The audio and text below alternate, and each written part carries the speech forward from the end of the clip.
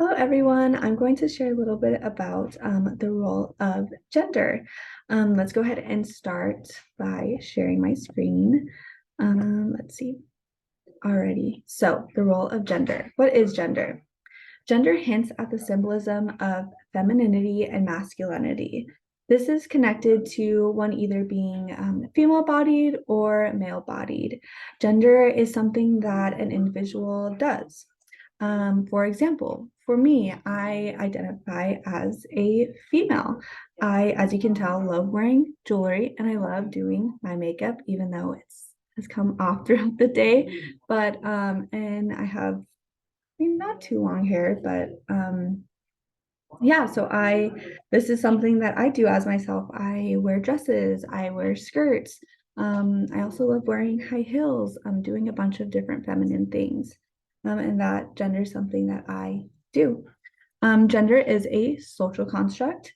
It differs from society to society. And this is kind of why it is a social construct, because in different societies, they've constructed the way they see gender and the way they view gender. It is also different from sex, whereas sex would be more biological and your body parts, I would say.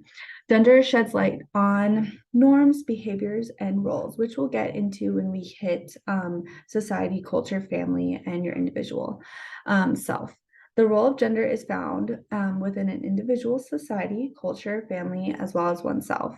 When I think of gender, I think of how an individual dresses. Again, earlier I said I love wearing jewelry. That's kind of how I like to dress. This is kind of how it shows my feminine side, and then how an individual dresses can also show their masculine side. I also think of jobs.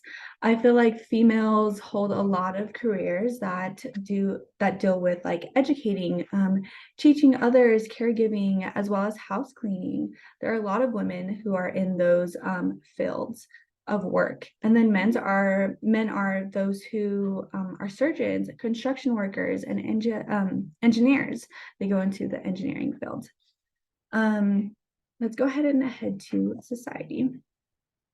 So we'll start off with the United States of America. The United States of America views gender a little differently from other cultures, again, because it is a social construct. The United States identifies two genders, female and male. And then I kind of put a picture. Breadwinner would be the husband or the man of the house, and the housewife would be the wife or the female of the house who would take care of the children and the family in the house. So let's see, individuals fall into two categories. This is called binary. These two categories are females and males. When an individual does not feel as though they fit into either of these categories, they call themselves non-binary. They do not identify as a female or male. So this person their sex may be a male, but they love wearing feminine clothing items. So they don't really identify as a female or male. They would call themselves non-binary.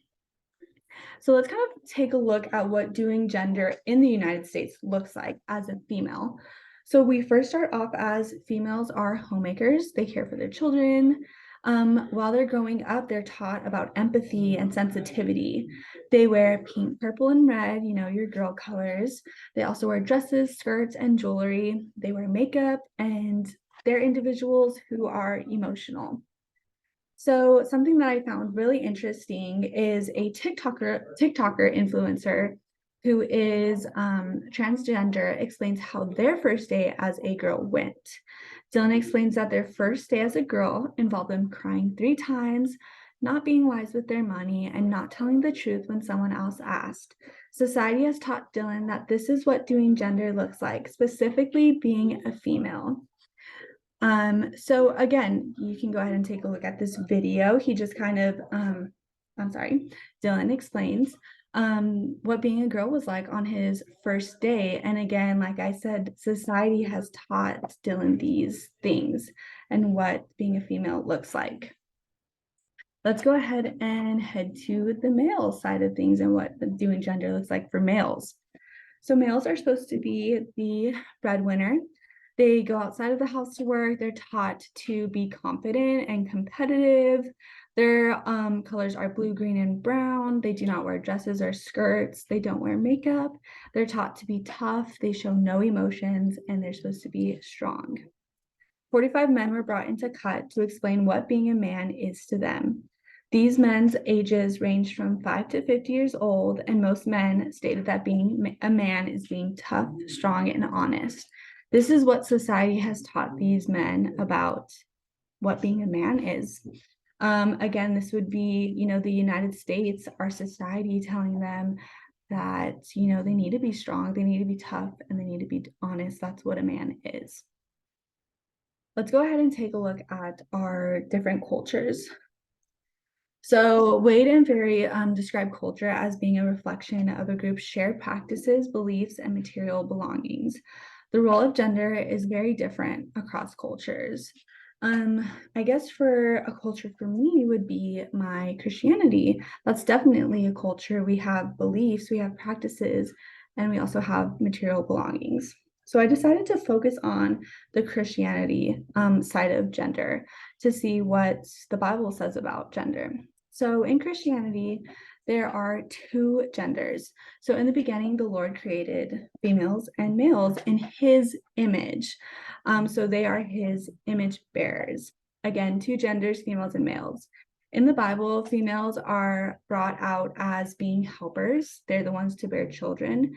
They take care of their household and they're homemakers. I would also say females are supposed to be the ones helping males and helping their community and their village, their family, their children. And I feel like it's not too far off from what the United States kind of rules are with doing gender. And then males have authority over every living thing that moves on the earth. They're also leaders, and they're made to labor, to work. In the beginning, you can see Adam is already tending to the fields, naming the animals, and the Lord already told him that you have authority over these things. Now let's go ahead and look at a different culture.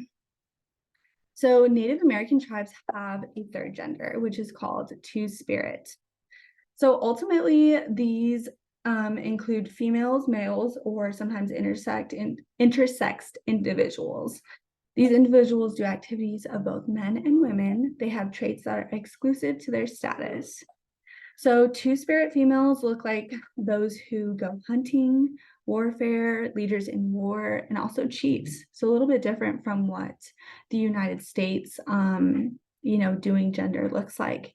And then for Two-Spirit males, there are weavers, healers, men, and they also do men and women's work. Let's see doing gender in just other cultures in general. So in France and Argentina, men will greet others with kissing them on the cheek. Middle Eastern, men will hold other men's hands. In Scotland, men wear kilts, which probably those in the United States would just call skirts.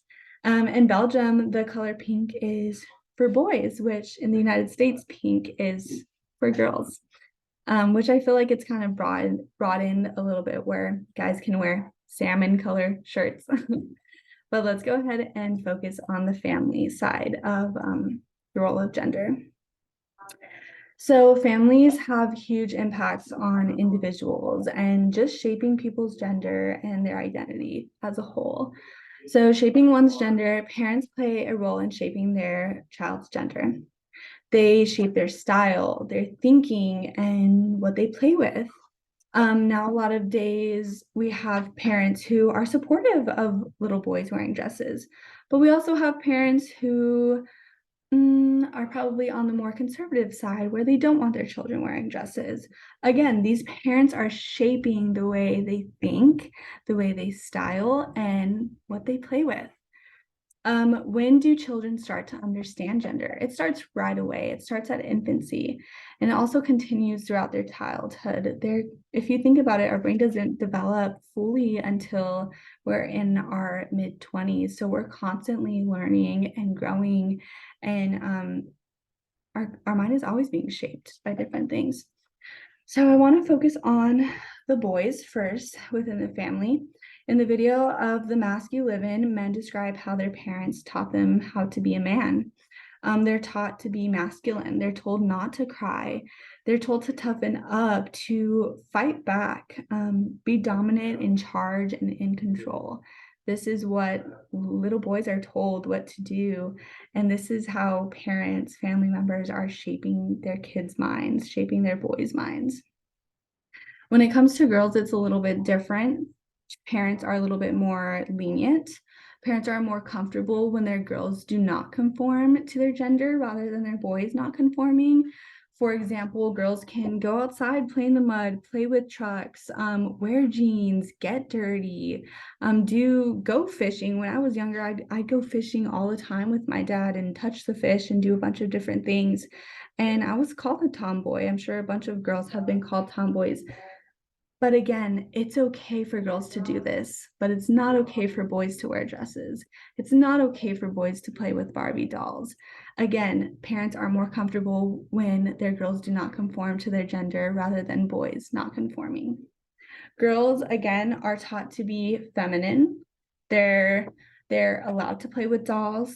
They play dress up. And something that is different compared to boys is beauty is so crucial. When you're a female. How important is it for the family to encourage one's gender? I feel like it is so important. Again, parents are shaping the way their children think, dress, and what they play with. So it is important for families to encourage one's gender as long as it's a healthy encouragement. And let's go ahead and look at the individual as themselves and what the role of gender looks like. So again, from the start, we start learning about gender at the start of infancy. So at the start, we get to put on these glasses called gender binary glasses. Each and every one of us has a pair of these glasses, or maybe even has several pairs of glasses.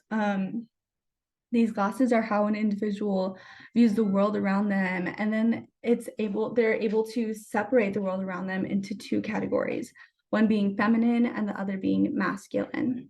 So again, I kind of focus more on the United States part of things, but feminine in the United States, gender binary glasses would be like feminine pink. Femininity is long hair and those who wear dresses. And then masculinity would be the color blue, men who are strong, men who lead. That would be more of a masculine side to things. These are just some things that you may see through your gender binary glasses. And I would just have you take a moment to think about what are you viewing through your gender binary glasses? And what do you think could change a little bit? Let's see, following gender rules. Wade and Ferry describe gender roles as roles that individuals follow, depending on what gender they identify as. For example, if one is a female, they're going to follow the role of putting makeup on, wearing high heels, or staying at home to take care of children. Individuals follow these roles because it becomes a habit to them. Like for me, I'm a female. It's become a habit to put jewelry on, to put makeup on, to wear dresses, to take care of those around me. I love taking care of children. I love babysitting. I love being able to care for children. That's just who I am. I guess that's my feminine side. And it's just become a habit for me. I also take pleasure in it. I love putting makeup on. I love caring for children. And then it becomes an observation. So observation is a little bit different here. I know for me, like, it depends on which group of like friends I'm with. Like, do I want to be more feminine and like show off and like follow these rules? I'm observing to see like kind of what's going on in this group, and I'm going to either follow my feminine side or maybe I don't want to. And that's kind of like observing where you're going to be placed in society. And then would be policing is when you break these gender rules and people start policing you about them, like, hey, like, you're not supposed to pick up those chairs, you're a girl, not a man. You're not supposed to be, like picking up heavy things, you're a girl, you're not strong enough. That would kind of be like policing. You're breaking gender rules because again, men are supposed to be strong, they're supposed to lead, and I'd be breaking gender roles. So again, sometimes individuals break these rules because sometimes they're hard to follow and stay in line with. I know for me, I love to break these rules because I like being independent. I like being able to be strong, pick up huge tables, or I don't know, show off my masculine side sometimes. Each individual is different and unique in their own way. We all have diverse gender binary classes, and that we're able to follow these gender rules because of our gender binary classes. We all break gender rules in some way. Just remember to be quick to listen to others before you start to judge their appearance or give them your opinion right away, and be fast to speak. They definitely have different gender binary classes. We all do, and we all see the world differently. Maybe you can ask them their thoughts about the role of gender, and maybe this will broaden your view. But thank you guys so much for being able to take the time to watch this, and I hope you guys have a good day.